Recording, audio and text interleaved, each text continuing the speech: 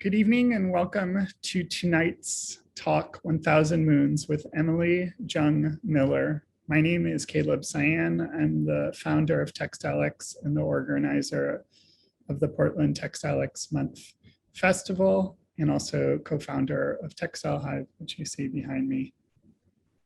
TextileX and the Portland Textile Month Festival are part of a social enterprise founded and organized by Textile Hive to build community, foster cross-pollination among textile enthusiasts, artists, businesses, schools, and cultural organizations. We create programming and provide an open platform to share histories, knowledge, commerce, experiences, and practices across cultures and generations. We seek to partner with facilitators and organizations rooted in community building, sharing, accessibility, inclusivity, diversity, and collaboration. By creating and fostering textile programming that champions grassroots collaboration and dialogue, we create meaningful opportunities for change. As a mission-driven textile organization, we reflect and make connections between the vibrant and diverse textile community in Portland and beyond. Through the programming we create, the opportunities we provide, and the people we reach, we work to make our programming each year more accessible by lowering economic and structural barriers to participation. Portland Textile Month acknowledges that what we now call Portland, Oregon, and Multnomah County are located on the ancestral lands of the Multnomah, Wasco, Cathlamet, Clackamas, Cowlitz, bands of Chinook, Tualatin, Kalapuya, Molalla, and many other tribes who made their homes along the Columbia and Willamette rivers. We are on this land because of the forced relocation, genocide, assimilation of its traditional peoples by colonists and settlers. As settlers and/or guests, we recognize the strong and diverse Native communities in our region today, with tribes both local and distant, and offer respect and gratitude for their stewardship of these lands, past, present, and future. We'd like to also acknowledge and celebrate the role that Native communities have had and continue to hold within the field of textiles. It's my great pleasure to introduce Emily Jung Miller, an artist I greatly admire. Welcome, Emily. Thank you. Thank you, Caleb. Thank you for everything you do with Portland Textile Month. Hello and welcome to all of you joining us tonight. And thank you for gathering here in this virtual space and for being here with me to talk about 1000 Moons. Grief and death can be a lot to talk about. I encourage each of you to hold space for what you need right now and to step back if you're feeling overwhelmed. We have live captions available for those who need them and for anyone who might benefit from pausing the audio at any time and switching to text. Just press the live transcript button at the bottom of your Zoom window to add captions to the program. First, I'm going to talk about 1000 Moons and share video of my process and progress. Afterwards, we'll have a short Q&A. Then I'm opening up the space for anyone to share stories of healing traditions in grief. My presentation and the Q&A will be recorded and posted with captions on my website and on Portland Textile Month's website. The open conversation after the Q&A will not be published. I'm posting a link in the chat to the 1000 Moons webpage and a link to contribute and participate. I'll be talking more about that later tonight.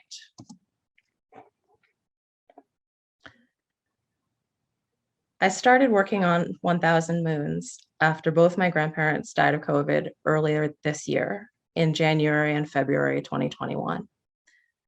After their deaths, I found myself struggling with my sense of time. I felt completely disconnected from days and weeks passing. The sky was clear for a few nights around the first full moon after my grandmother's death in January. It had just snowed here in Oregon, and the moonlight lit up the night during the darkest time of winter. I thought about how I was watching this moon rise without her, and all the years I had watched the moon rise over the ocean from my grandparents' house in Maine. I thought about how this was the first full moon I had experienced in my entire life without her being able to see it too.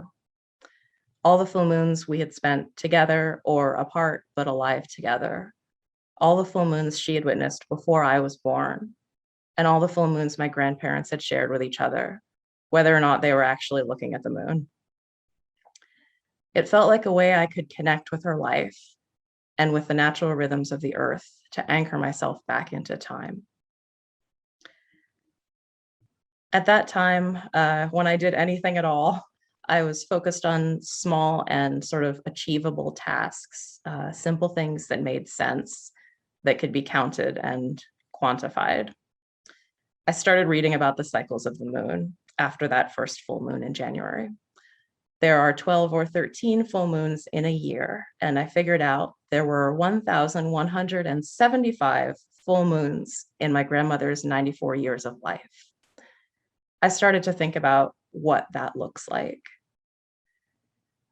I had a big stack of oversized sheets of handmade paper that I had made with leaves and natural materials years ago in Hawaii before I moved to Oregon.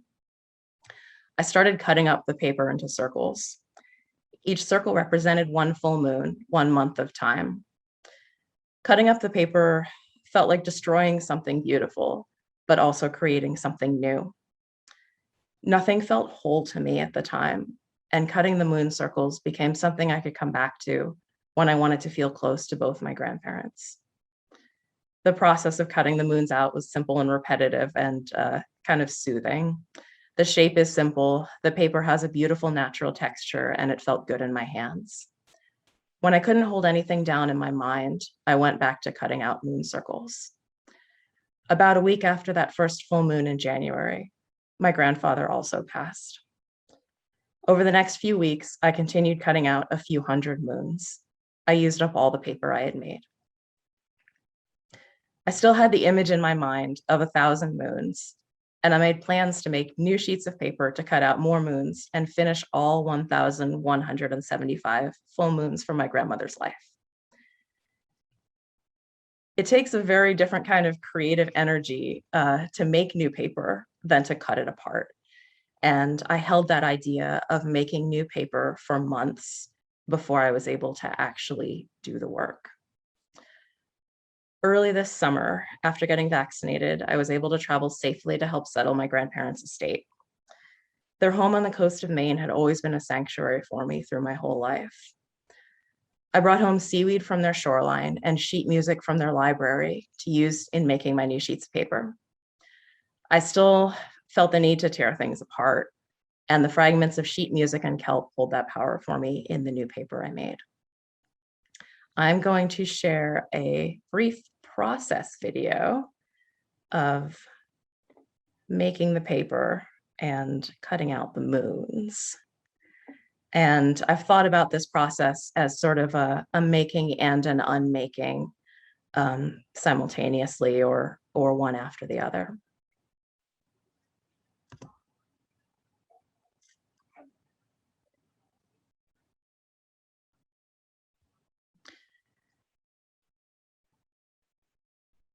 So these sheets of paper are 16 by 20 inches because I wanted to be able to cut out a lot of moons out of each one. I made them oversized.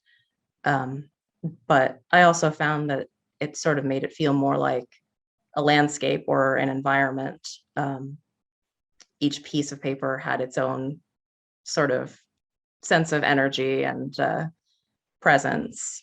I tried a lot of different techniques, cutting up the sheet music bigger or smaller, blending it up.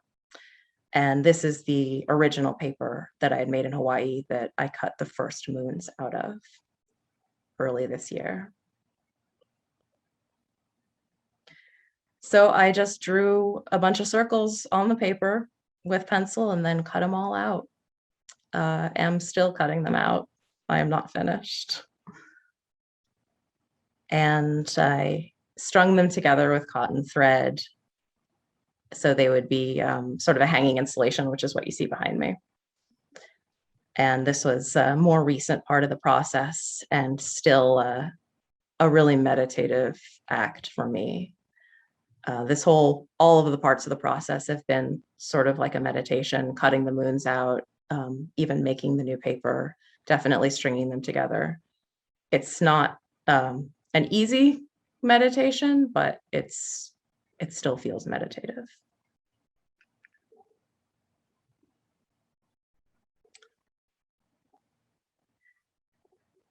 So that is my earliest process video. And because this is still a project in process, I will be taking more video of different parts of the process that I haven't done yet and adding those as well. This project is a lot about repetition in memorial. And I started to think about, what does that look like in our culture?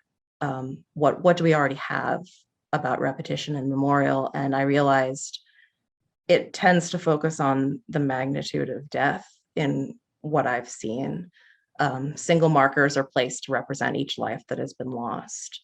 Exhibition on the lawn of the National Mall in Washington, D.C. just closed earlier this month that included 670,000 white flags, one for each American life lost to COVID. The exhibit is called In America Remember, organized by the artist Suzanne Brennan Furstenberg, and I'm putting links to this exhibit in the chat right now, I think.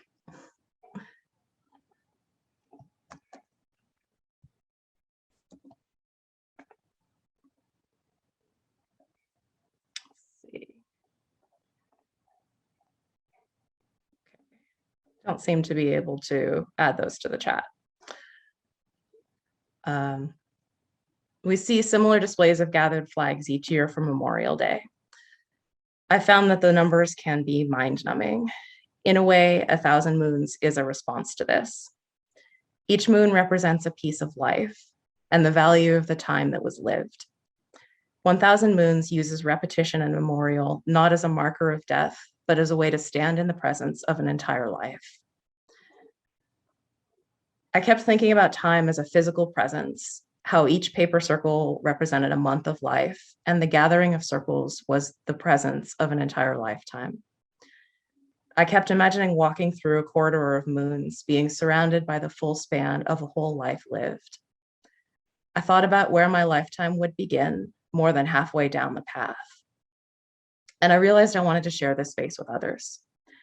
I wanted people to have the opportunity to walk through this full span of a lifetime and think about locating their own lives and histories within that time, their children's lives, their parents' and their grandparents' lives. During this time, I've also felt a lack of sustained space in American culture for the ongoing process of grief. Other cultures have built structured space for this into their annual cycle.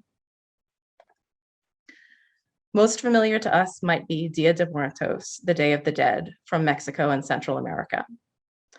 In China, the whole month of August is Hungry Ghost Month, when the dead are present on Earth, followed by the Mid-Autumn Festival in September to gather with living family and honor ancestors. Other traditions in Indonesia see death as a slow transition that takes years, with important social rituals each year to honor the dead. In these communities, space exists to be not okay, to set down daily tasks and focus on grief. You don't have to build that space yourself. Grief groups and gatherings seem to exist in our culture as an optional side note to normal life. Mexico's Dia de Muertos and China's Ghost Month are a more universal and normal, important part of the cultural cycle of the year every year for the entire society. Preparing for Portland Textile Month has also prompted my thinking specifically about the idea of new traditions. And I feel like this is a moment in history when many of our existing traditions have been scattered. I've been thinking about the Chinese American activist Grace Lee Boggs saying that we have to see every crisis as both a danger and an opportunity. And also the time has come for us to reimagine everything.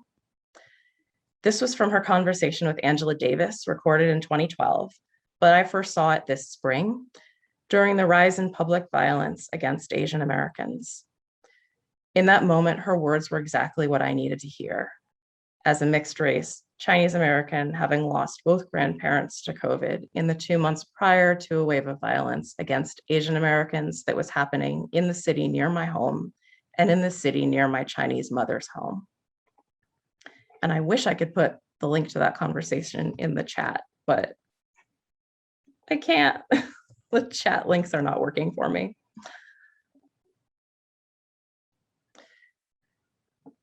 So we have to see every crisis as both a danger and an opportunity. And the time has come for us to reimagine everything. These words feel very relevant to where we are right now.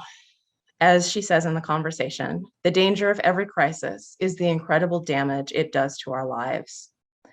That damage cannot be erased by potential opportunity, but still the opportunity is here to transform into something new. I imagine a new tradition of creating sustained space for the grief process as part of our normal culture, not only in private, separated spaces that are careful not to overlap with everyday life. I imagine a place within our everyday society where speaking about grief and about loss does not feel inappropriate or unexpected. I imagine a time when it feels safe to respond honestly to anyone who asks, "How are you today?" by saying, "I'm thinking a lot about my grandparents. They both died earlier this year."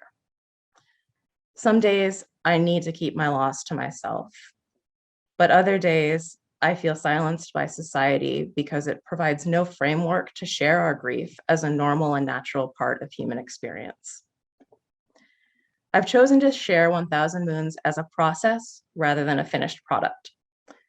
Sharing my process with this work is about sharing the process of grief and creating sustained space for that ongoing process.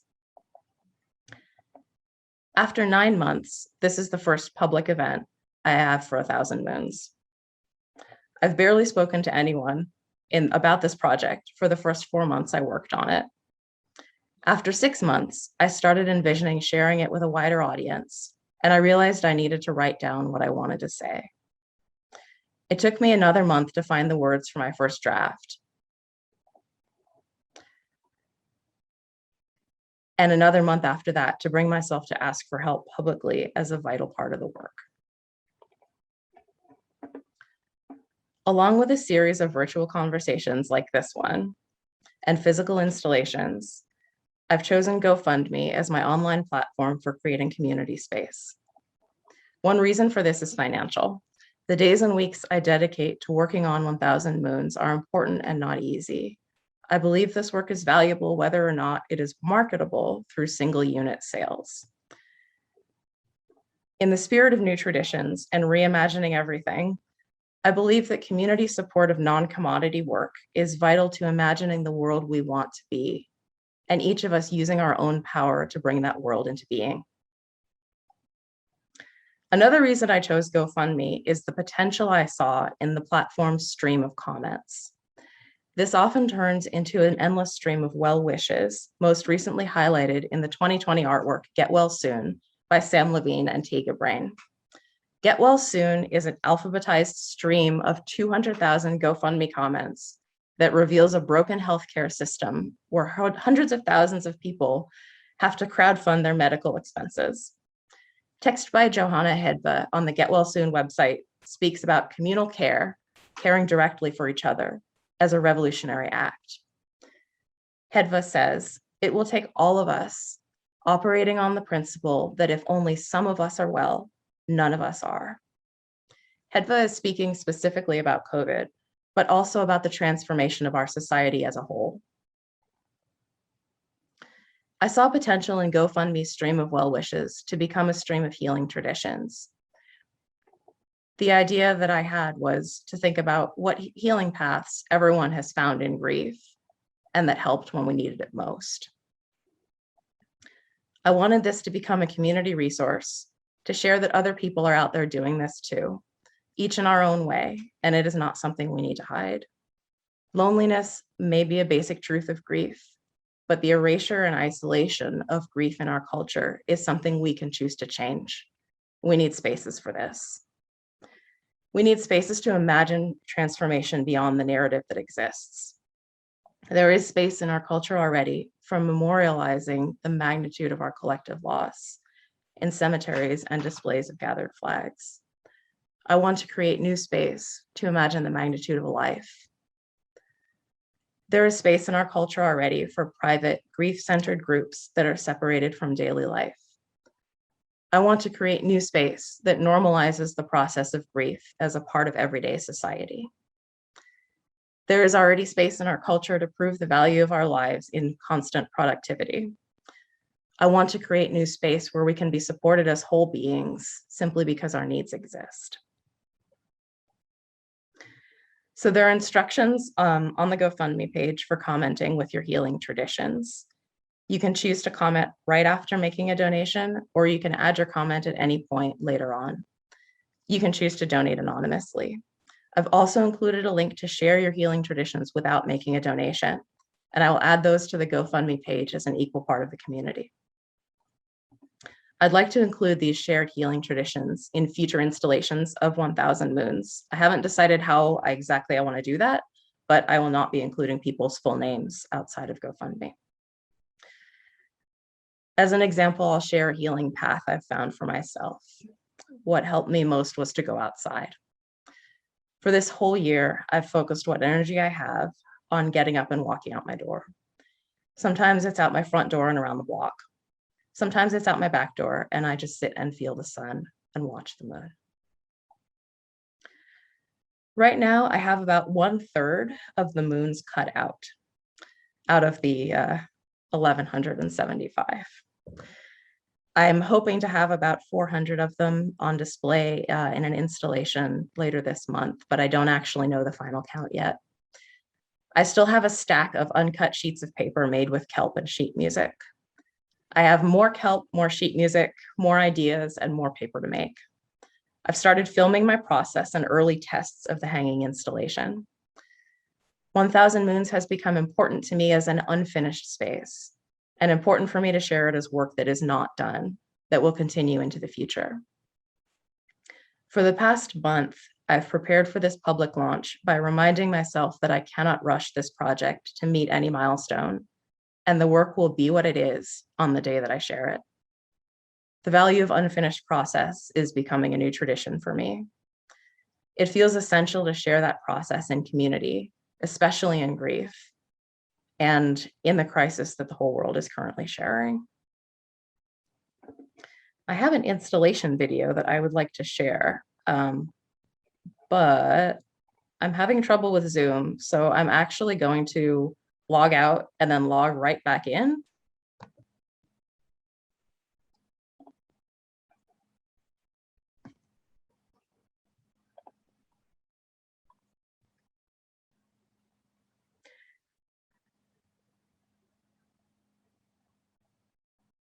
So I set up a test of about 100-ish moons, or about 8 to 10 years of moons in my own space to see how I felt about how far apart I wanted the hanging strands and just how I wanted it all to look. That's the space I'm in right now. And then had an opportunity to just play around with filming it and thinking about what I wanted the public experience to be. And it's going to be different in every installation because because each installation space is going to look so different, whether it's a flat window display or whether you're able to walk around it or walk down through the corridor, and also how many moons I have finished, which like I said, I still don't actually know the number. I haven't counted them all. And that it probably is something I will be doing in the next few months. It'll be easier to count them once they're up in an installation.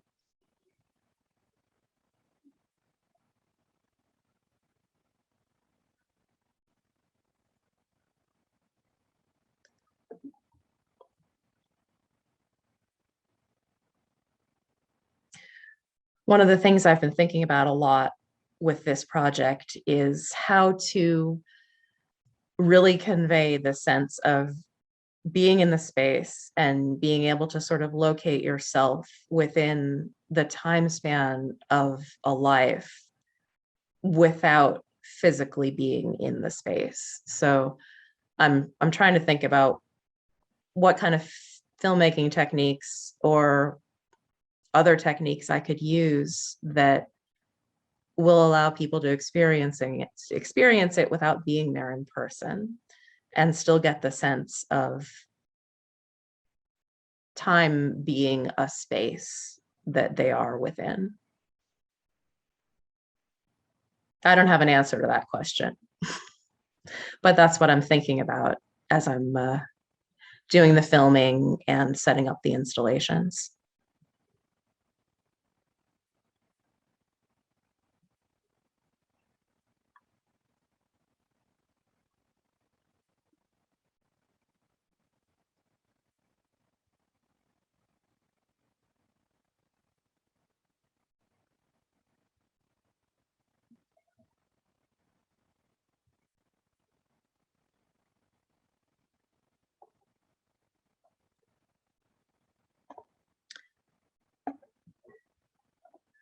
So I will have 2 physical installations of 1000 Moons in Portland this year. Gallery Go-Go downtown in Pioneer Place is featuring a series of rotating exhibitions for Portland Textile Month, and it includes a preview of 1000 Moons that is on display now.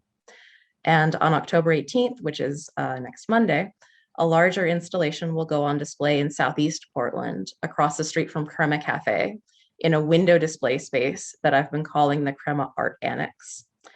Details are on my website at ejmillerfineart.com. And I will also be filming and posting both installations online for everyone who can't visit in person. I have more installations and conversations planned for 2022 to share my continued process. I'll be posting that schedule on my website, and you can sign up there for my email newsletter if you want to stay updated. That's where I'm at with 1000 Moons right now. And by the next public conversation in February 2022, I expect I'll have new things to say and share. And that is the end of my official presentation. We'll be moving next into a Q&A, and after that, there will be time for an open conversation to share our healing traditions, and that open conversation will not be published. I am going to go back and post all those links in the chat that I had wanted to earlier that I wasn't able to. So here comes a lot of things in the chat, hopefully. Thank you, Emily. And I left out your introduction, so let me just fix that as well. So Emily Jung Miller has spent her life by the coast, and all of her work has its roots in her love of the sea. Her practice ranges from immersive interactive installations to tactile ceramics, fiber art, watercolor, landscapes, and abstract encaustics. She often incorporates natural or reclaimed materials in her work. Miller is a mixed-race Chinese American who relocated from Kauai to Forest Grove, Oregon in 2014. Thank you. Sorry about that. Oh, that's fine. That was actually perfect because I just finished pasting all my links. So to ask questions, I see one question already in the chat. You can type them directly into the chat, or there's also a Q&A feature. And I think you can also raise your hand, and one of us will see that. Will the moons have dates on them? I have not done that. That is an interesting idea and it's interesting because I'm not clear on whether the date would be the date I made it, or starting from the date my grandmother was born and going through all the years of her life.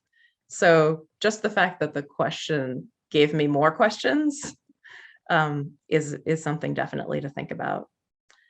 I have thought about writing on the paper before I cut out the moons. I haven't done that yet, but I think that's something I am going to try.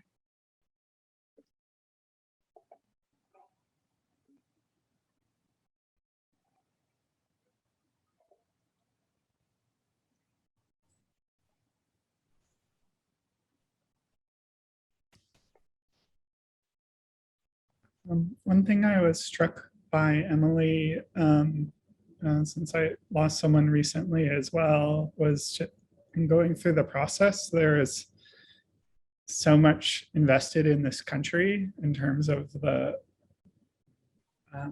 medical care before and to keep someone alive and to alleviate their pain and suffering. But I also felt like after entering the grieving process, there's like very little kind of support. And I don't know if this is a question or more of a statement, but kind of what it says about our culture, kind of, that there's so much that goes into one side of it, and not the dealing with the trauma or the pain that kind of ripples through. And we just remember the process of disposing of all of the medication, and just being so like overcome by how much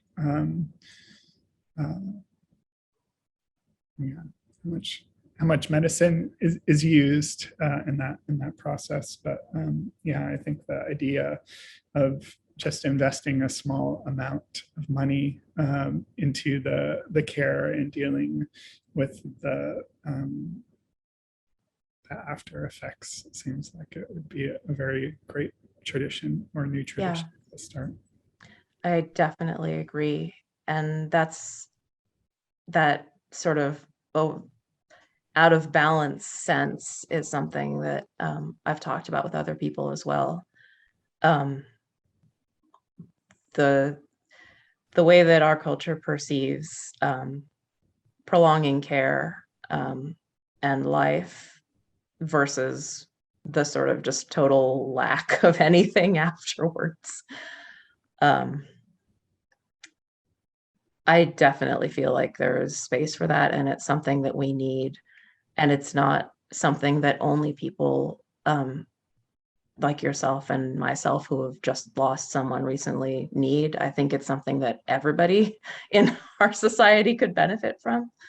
And I think that's why I really started looking for other traditions that do this. And my mother is Chinese. I was not raised with the tradition of Hungry Ghost Month. We celebrated the Mid-Autumn Festival as sort of like, we went to my Chinese grandma's house and ate a lot of food. That was kind of it. So I found out that festival from just looking it up online, which was really sort of an interesting experience for me to sort of come back to that, but not through my family. But just to think, like, there are millions of people somewhere else in the world who spend an entire month. Everybody in the culture spends a whole month just sort of being aware of the process of grief and the people who have passed on. And I guess I felt like it was maybe an opportunity. It would have been an opportunity for me to feel like this is space that I need, to do what I need to do to feel the way that I feel without feeling like there's nowhere for it to fit. And I have to sort of, find where to do it that doesn't get in the way of anything else in life, because there's no space for it. So, I mean, how we do that as a culture, I don't know. I think I've just gotten to the point of being willing to say out loud, we need this. And I don't know how we get it, and I mean, especially after this year, we need this. Mm-hmm.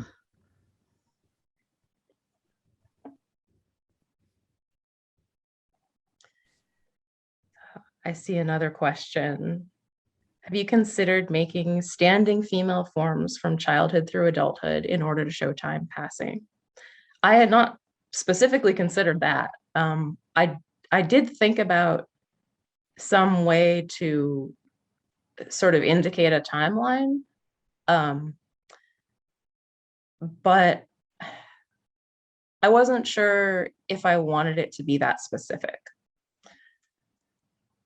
I think the part that I wanted to share most with the public or the audience was that they could see their own lives and their own sort of lifespan within it, rather than it being specifically about my grandmother. Although, I mean, for me, it is specifically about her, but I think I wanted people to more be able to place themselves within a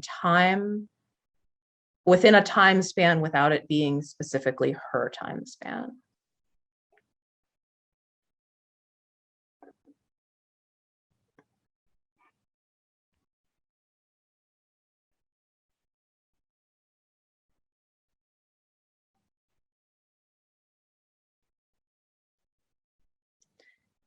Anybody else have any questions or comments?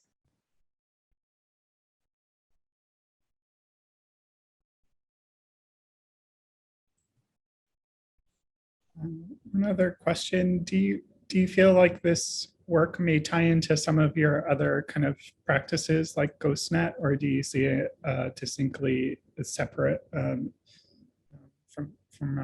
those projects? I do see it tying in for sure. So before my grandparents died, the center of my practice for the past few years had been making community interactive installations with a couple of tons of reclaimed fishing gear. So I would bring in this massive pile of fishing gear and invite people to make art out of it and think about positive transformation. What can this be next? Rather than the problem that it creates, thinking more about what solutions it might be able to create. And I think that sense of positive transformation is where I am with 1000 Moons. It feels less about the magnitude of loss and more about the celebration of life and the value of life. And it took me months to figure out why I was doing this and what it meant to me and what I was trying to say with it. And I think I'm still figuring it out, but I think that is a common thread that's carried forward from my work with GhostNet, is where can we go from here that's better? And I think in both cases, there is space for new ideas. And I think it's something that we need and we're ready for. And they're both projects that I've wanted to involve the community in to some extent. Although I will say that was really hard for this one because it's really personal and it also can be a polarizing topic. But I still felt like if some of us aren't well, none of us are. And we have to come together in community, and we just have to. Thank you for that question, Caleb. That is something I have been thinking about sort of in the background of my mind. Like, is this an evolution of the same things I was thinking about, or have I just done a total 180 and gone in a different direction? So. Jean Camp asks, what other materials might you use for the moons? I think I am going to finish out this project using paper as the base for the moons, but I am going to add more things into the paper that I haven't made yet. So like the kelp and the sheet music, I am also going to be adding some tea leaves. My grandfather always was drinking tea, the same kind of tea. All my life, I think. I remember this specific tea. And that was the boxes of the empty boxes. They came in like really nice metal tins. Mm-hmm. And that was something that was left behind after their passing, when I went to help settle their estate, that was something that really struck me, that it wasn't the tea, it was the boxes. Mm. Just, I mean, that whole process that could be a whole nother conversation of settling an estate. I think that's probably where I'm going to be drawing from most on adding new materials in, is thinking about that and still just working through what was there. Mm. Chandra writes or asks, there's a huge resistance to discussing health in US culture, so that when someone dies, everyone wants to get through it as fast as they can. We don't have the rituals that ease grief, but rather customs to put it away as fast as possible. Yeah. Yeah. And before this year, I hadn't spent a lot of time thinking about why that might be. These are the first people this close to me that I've lost. So there's a lot of new thinking in my mind this year. We're a very productivity oriented culture. And I think that comes back to, we have very minimal maternity leave, and it's just, not just bereavement, but anything that is not production is, as you say, get through it as fast as you can and put it away as fast as possible. For myself, the first few months after they died, I didn't feel like I was capable of getting through it as fast as possible. There was just nothing left in me to keep going beyond it. All I could do was be in it. And I don't want to say that like that was okay with me, because it was a very not okay time, but I felt like it was okay for me to not be okay and to continue to not be okay.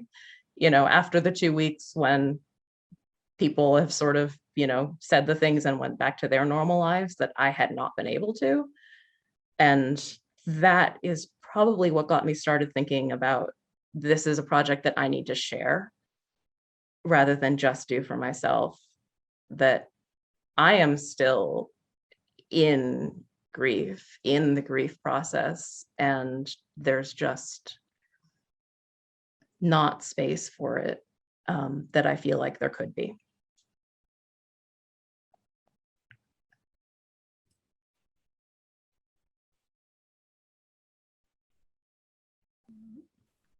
Pat writes, beautiful work. I embrace your thoughts about our need to be open and embrace the grief process and continue to celebrate the lives of those who we have loved and lost. It is a change needed in our culture.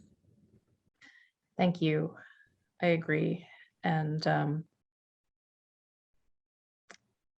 I think it might just be everybody who recognizes that doing what feels right to them, to be open about it and, be willing to share that this is where we're at.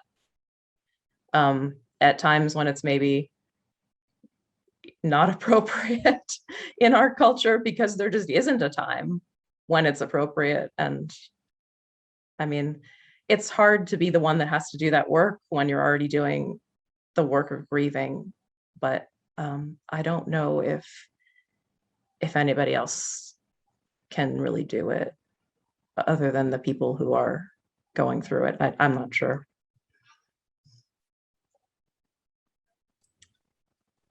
Did I use thread from my grandparents' home? I thought about that. No.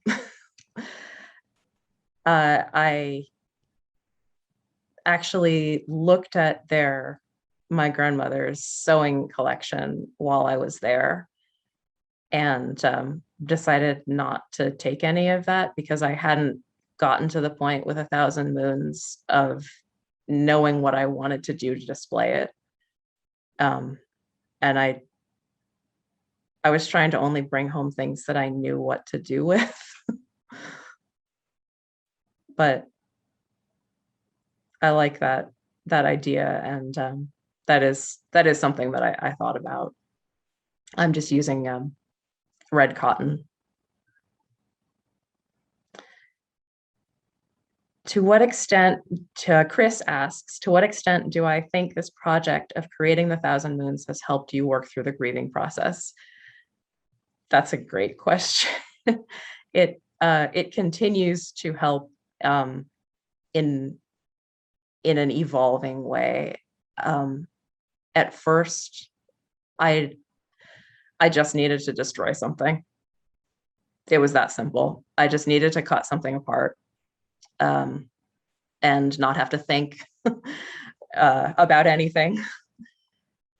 And then I think having the moons sort of gathered, I would spread them out on the floor sometimes and think about how I wanted to display them, made me feel closer to the time span of my grandparents' lives, just sort of having that time around me. And then starting to think about exhibiting it and sharing the work and talking about the work really took me to a different level in my grieving process, I think. It's hard to know whether I was just ready and so I could talk about it more, or whether me thinking about talking about it helped me get there. I'm not sure which caused which, but this has definitely gotten me to a place where I guess I don't know, I guess more okay, more able to be present more of the time, because I am doing this and because I am sharing it, both of those things.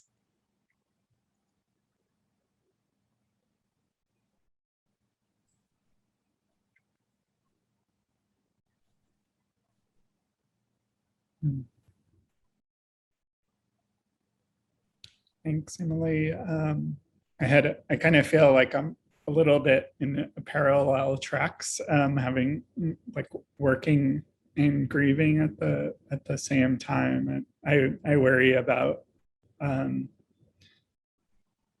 stillness. Maybe I have that kind of little bit of like a workaholic culture that's been like passed on through me, but just sitting with the emotion and feeling, it's something I'm very worried about like facing. And I think that keeping busy through creative practice or organizing or community endeavor helps a lot. So I relate a lot to that.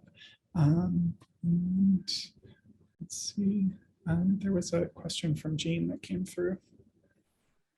I tried to connect with any other artists who are working through grief with their art. Not yet. I am barely at the point where I'm connecting with my friends. I think this is something that maybe in the next year I will be ready to expand into, more of a community sort of effort, and just sort of share, where we're all at with it. But something I've experienced this year that has been new to me in my life is that I will do one thing and then that's it for me for the day. There's just not, I just don't have the capacity to do more. So that is something that I look forward to getting to be able to do.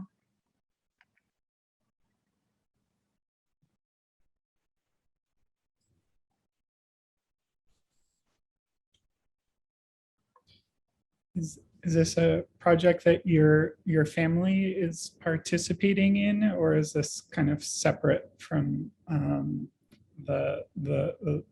your kind of close extended family? This is just me.